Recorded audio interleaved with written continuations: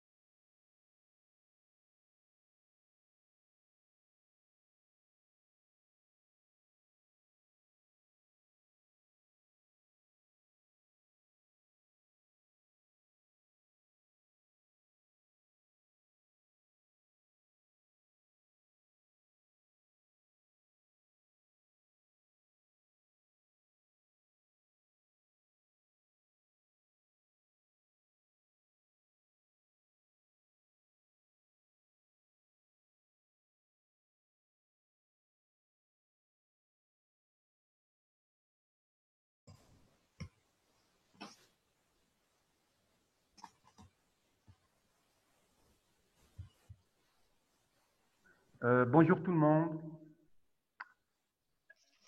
Bonjour. Bonjour. Bonjour tout le monde. Nous allons commencer incessamment, dans quelques secondes, s'il vous plaît.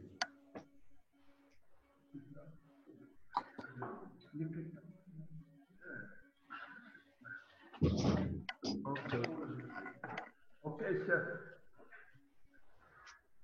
Alors, est-ce qu'on peut commencer? Oui. Je crois qu'on peut commencer là.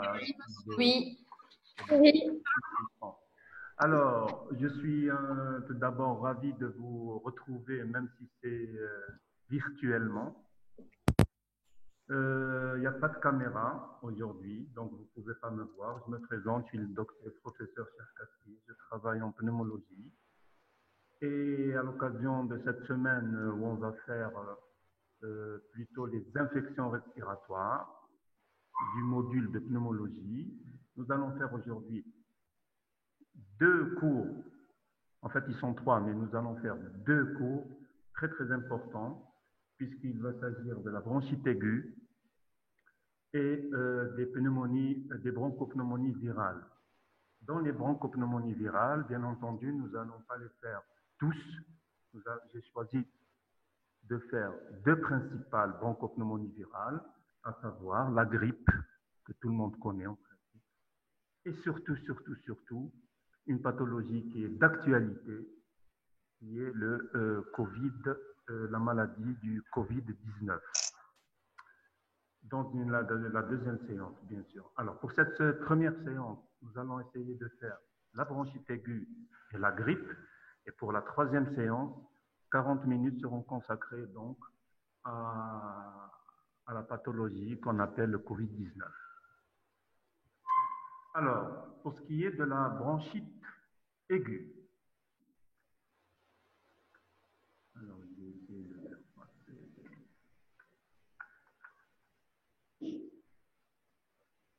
Alors, là, vous avez les objectifs, c'est-à-dire qu'à la fin de ce cours-là, l'étudiant doit être capable de réaliser toutes ces tâches-là.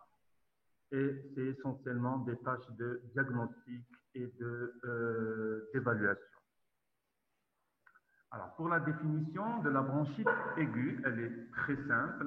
Donc, la bronchite aiguë, c'est une infection aiguë des voies aériennes inférieures.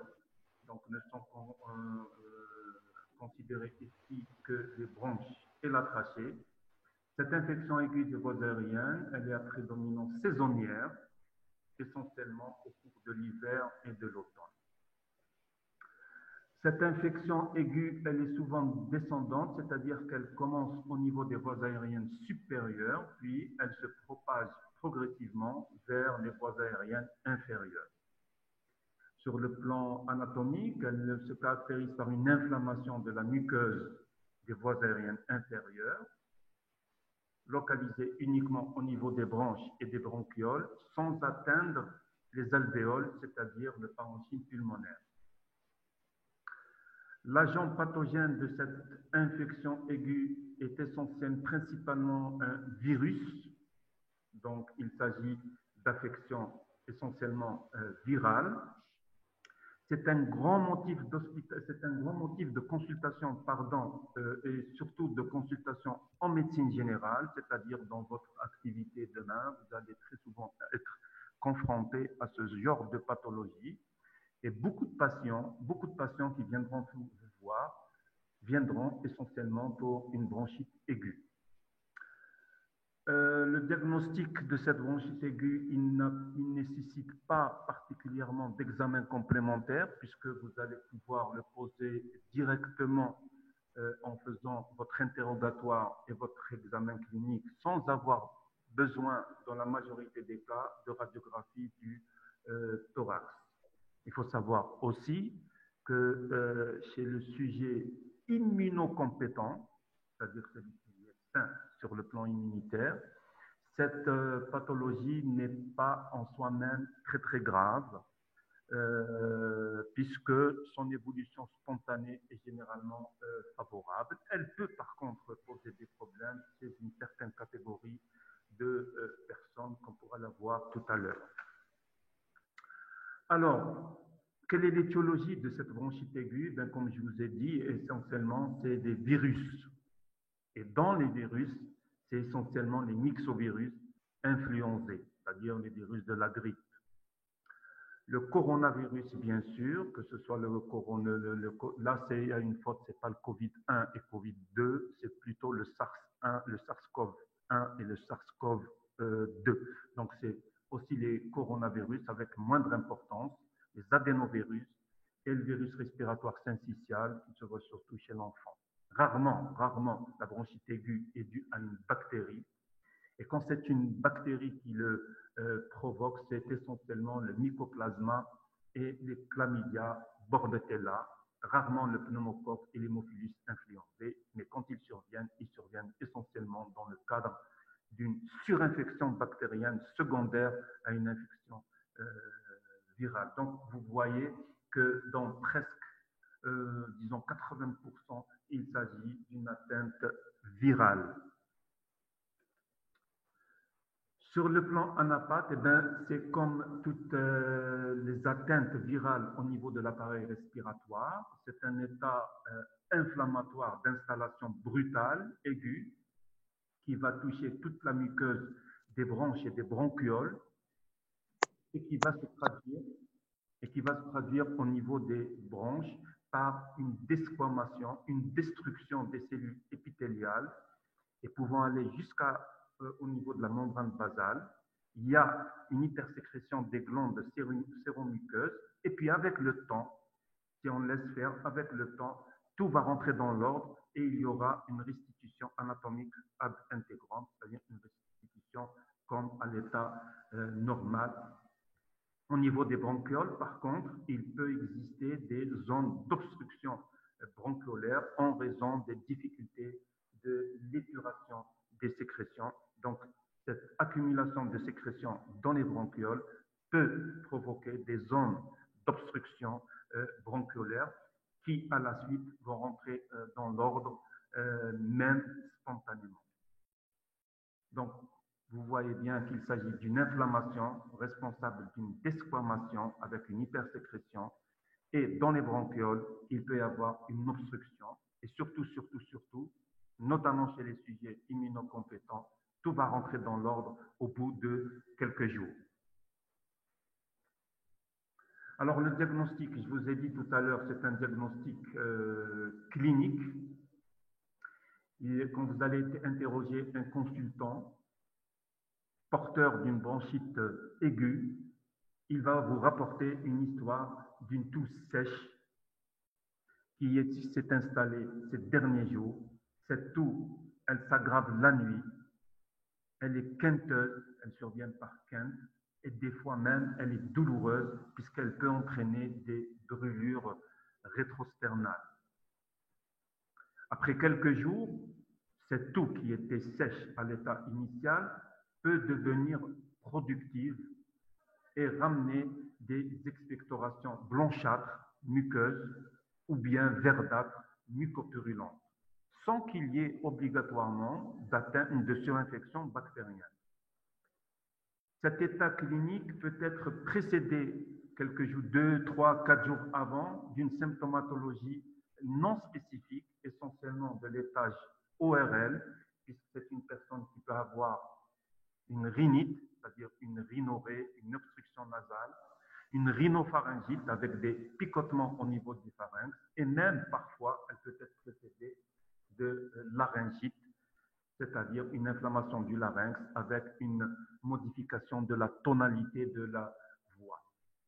Toute cette clinique-là, elle peut s'accompagner, comme pour toutes les viroses respiratoires, d'asthénie, d'installation récente, de myalgie, de courbature, parfois d'arthralgie, de céphalée. Il peut même s'agir parfois de troubles digestifs à type de diarrhée-vomissement. Dans la bronchite aiguë, la fièvre n'est pas obligatoire. Il peut s'agir de personnes totalement apyrétiques et rarement il existe une hyperthermie élevée. L'examen physique, quand vous allez examiner votre patient sur la table de consultation, eh bien, vous n'allez pas voir grand-chose. Bon, s'il présente une rhinopharyngite, vous pouvez la voir. S'il présente une rhinite, vous pouvez la voir. Mais en règle générale, l'examen thoracique est tout à fait normal. Rarement, vous allez entendre... Professeur, bronchite. Oui. s'il vous plaît, on n'arrive pas à entendre. Ah, vous entendez mal? Oui. Oui. Vous m'entendez comme ça? Oui. Ça va mieux? Ça va mieux, oui. Oui, ça va. Ça va mieux comme ça? Oui. Je peux continuer? Oui. Très bien. Oui, oui. Pour ce qui est de l'évolution, eh bien, comme je vous ai dit, hein, les gens qui font des bronchites, ça va mieux comme ça? Allô? Oui, monsieur. Très bien. Oui, oui, Oui, oui. L'évolution, c'est une évolution qui est bénigne. La guérison, très souvent, elle est spontanée, c'est-à-dire sans traitement particulier, sauf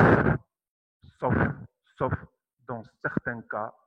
Et c'est certains cas qui c'est les gens qui ont des pathologies chroniques à la base. À ce moment-là, la bronchite aiguë peut occasionner des exacerbations de la pathologie chronique. C'est-à-dire que évolution favorable chez les sujets sains, évolution souvent moins favorable chez les personnes qui ont déjà des problèmes respiratoires antérieurs. Comment va se faire cette évolution banale? En quelques jours, il va y avoir disparition des signes généraux, c'est-à-dire de la fièvre, de l'asthénie. La toux va persister un peu plus longtemps, une semaine jusqu'à 10 jours, 2 semaines. Et chez certains, on ne sait pas pourquoi, elle peut persister encore plus longtemps et rester même quelques semaines, voire quelques mois, cette toux quinteuse, gênante, sèche, qui peut gêner le patient dans sa vie et dans son activité de tous les jours. Par contre, si vous avez des personnes qui font des bronchites aiguës à répétition, toutes les semaines, après quelques semaines, rechute, après quelques mois, rechute, etc., à ce moment-là, vous allez dire que ce n'est pas normal.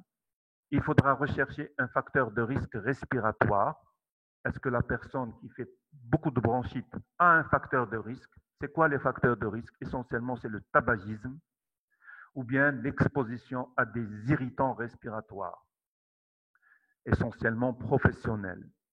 Il faudra aussi rechercher chez ces gens qui font des bronchites à répétition, est-ce qu'il n'existe pas une cause locale qui fait que la personne fait beaucoup de bronchite? C'est quoi cette cause locale, c'est-à-dire une cause bronchique?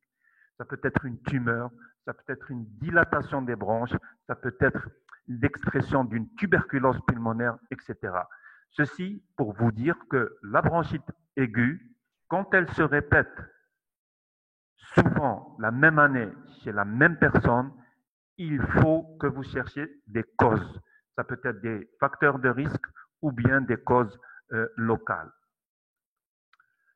Pour ce qui est du traitement, ma foi, il n'y a pas grand-chose. Vous savez tous que les infections virales respiratoires n'obéissent pas au traitement antibiotique, par exemple. Le traitement ne peut être que symptomatique. Bon, si le patient a de la fièvre, il faut donner des antipyrétiques. S'il a trop mal, il faut lui donner du paracétamol. S'il a des sécrétions qui sont difficilement émises, on peut donner des mucorégulateurs, etc. Donc, c'est véritablement on peut même donner des remèdes de grand-mère, avec des tisanes et tout ça. Je ne suis pas contre. Chez certains patients qui ont des spasmes bronchiques, c'est-à-dire un essoufflement ou une obstruction bronchique, on peut même prescrire chez eux des bêta-2 agonistes en spray ou bien des corticoïdes également en spray, juste pour limiter un peu l'inflammation. L'antibiotique, lui, ne sera prescrit uniquement quand vous êtes certain qu'il s'agit d'une surinfection bactérienne associée, c'est-à-dire une complication, et le choix de l'antibiotique, il sera guidé par le germe, la bactérie présumée responsable, comme le mycoplasme, le chlamydia, le bordetella. Donc, on préfère donner, dans ces cas-là, c'est-à-dire bronchite aiguë virale, puis complication, surinfection bactérienne, on préfère donner des macrolides ou bien une cycline. Voilà ce que j'avais à vous dire essentiellement pour, en ce qui concerne la bronchite aiguë. Et je vous demande si vous avez des questions particulières, je suis prêt à y répondre.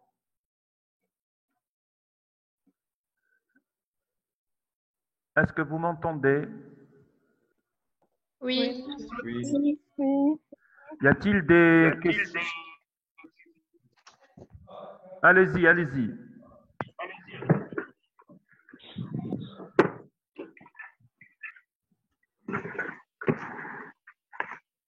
Est-ce qu'il y a des questions?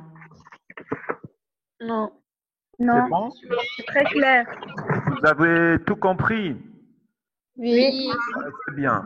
Est-ce qu'on peut passer au deuxième chapitre? Oui. Oui. Oui? Oui. Alors, 2 minutes, s'il vous plaît. D'accord.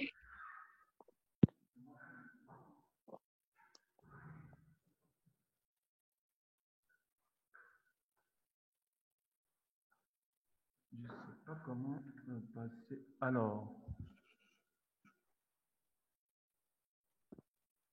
partager.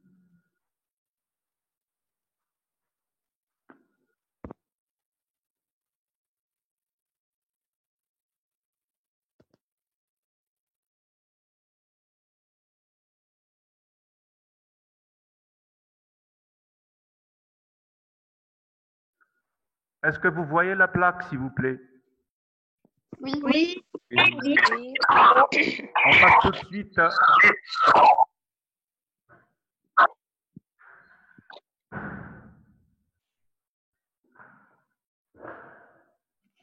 Est-ce qu'on peut commencer? Oui. Très bien.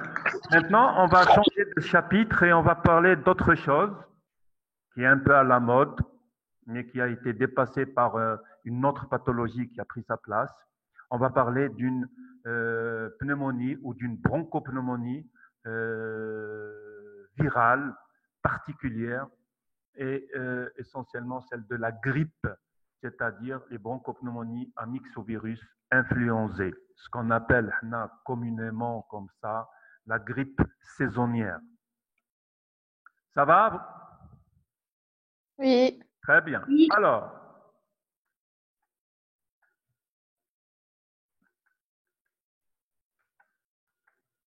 là.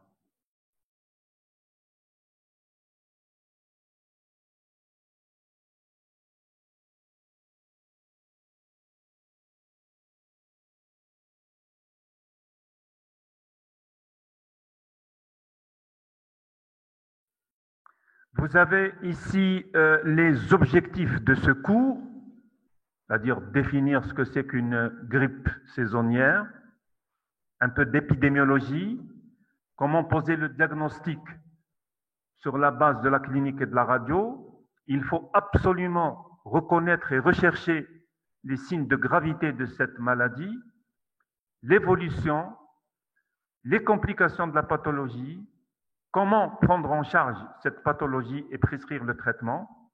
Et on terminera par les indications de la vaccination antigrippale.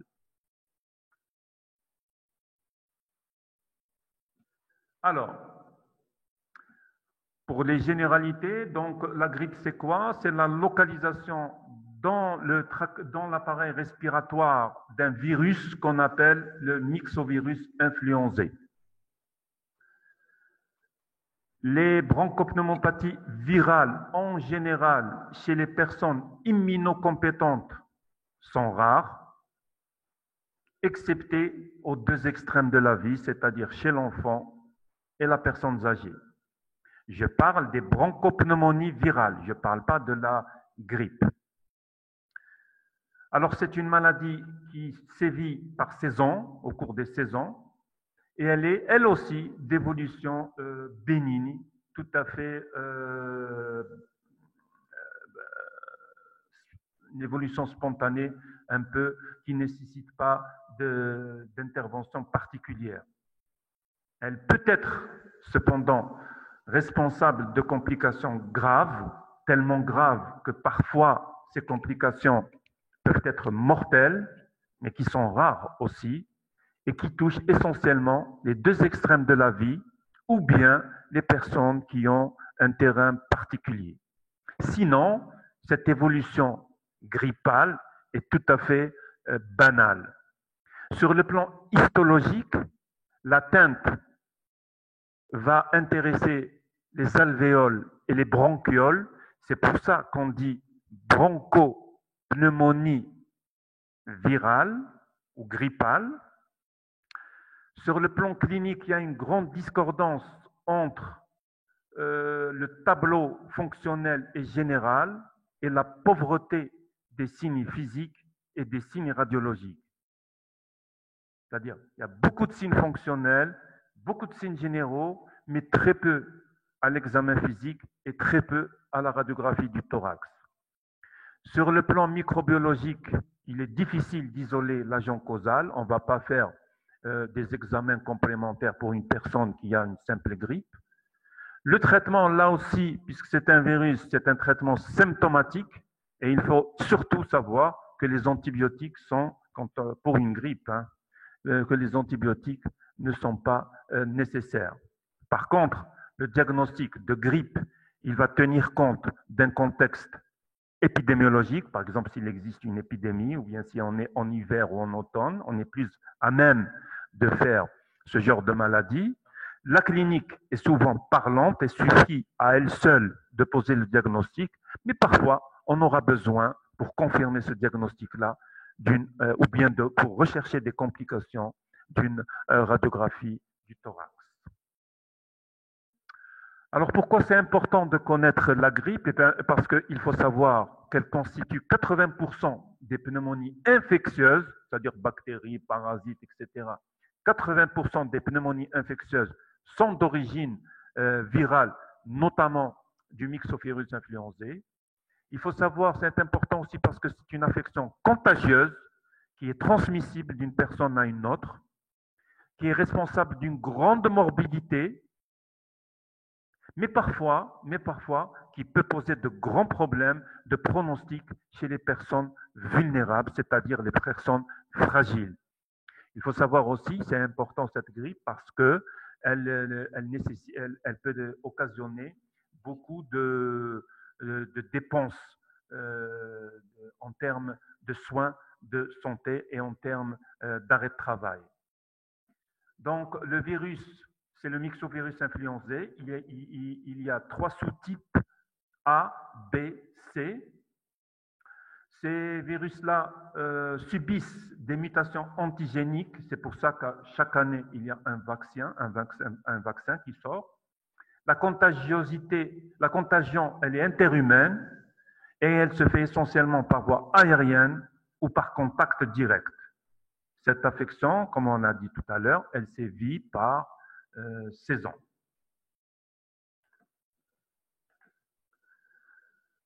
Alors, il y a une infection. Alors, le virus va pour la pathogénie, le virus pénètre au niveau des voies aériennes supérieures.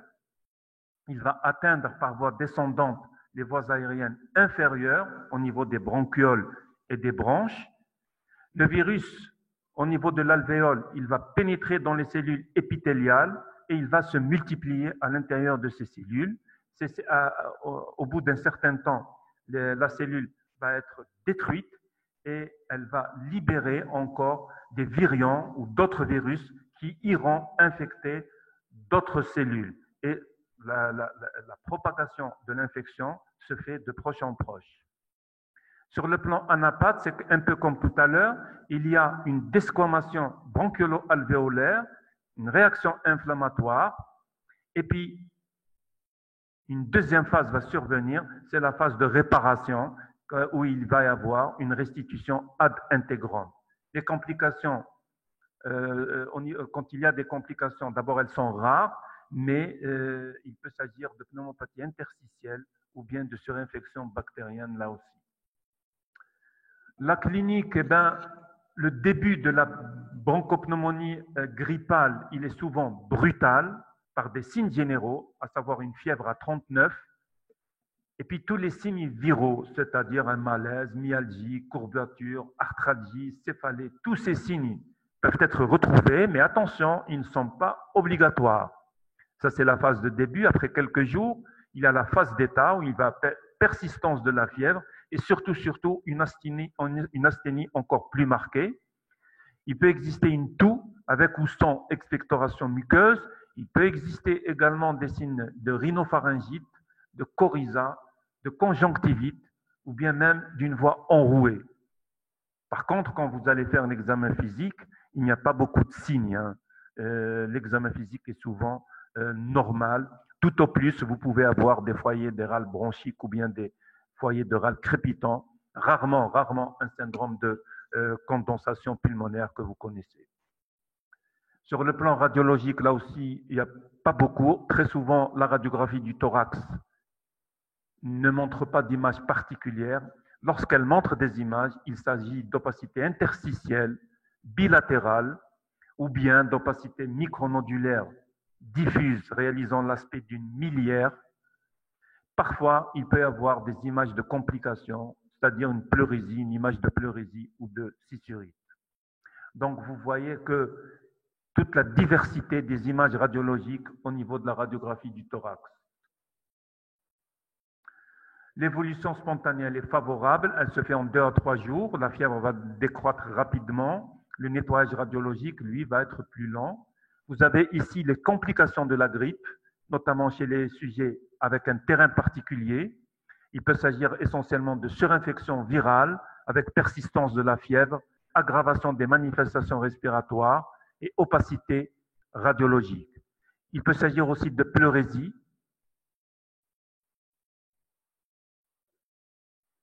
Est-ce que vous m'entendez? Oui. Voilà. Oui. Est-ce que vous avez l'image ou pas? Oui. Oui. Donc, Oui. parce que moi, je ne l'ai plus. Donc, il peut s'agir de complications, je vous ai dit, au niveau de la plèvre avec des pleurésies. Il peut s'agir même de complications neurologiques jusqu'à l'encéphalopathie. Là, je n'ai pas encore d'image.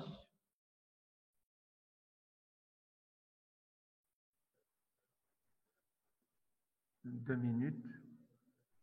Est-ce que vous avez l'image? Oui. Oui. Oui. On les repasse tout de suite. Ah non, non. C'est pas ça.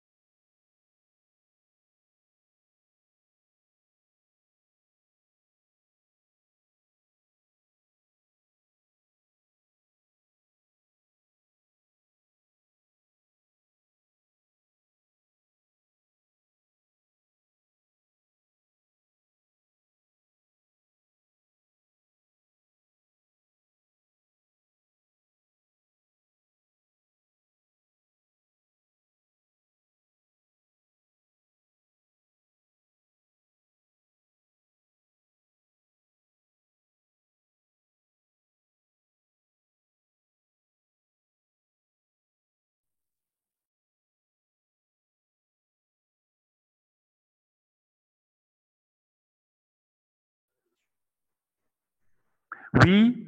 Est-ce que vous m'entendez? Oui. Oui. Oui, monsieur. Je reviens un peu en arrière si vous Oui. voulez. Oui. Oui. Oui, s'il vous plaît.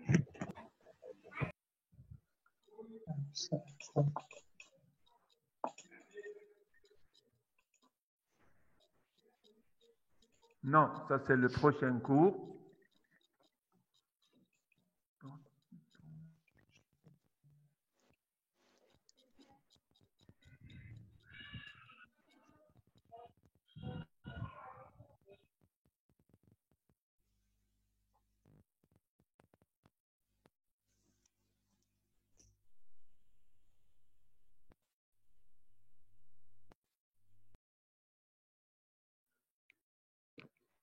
Est-ce que vous avez la plaque de la grippe, s'il vous plaît?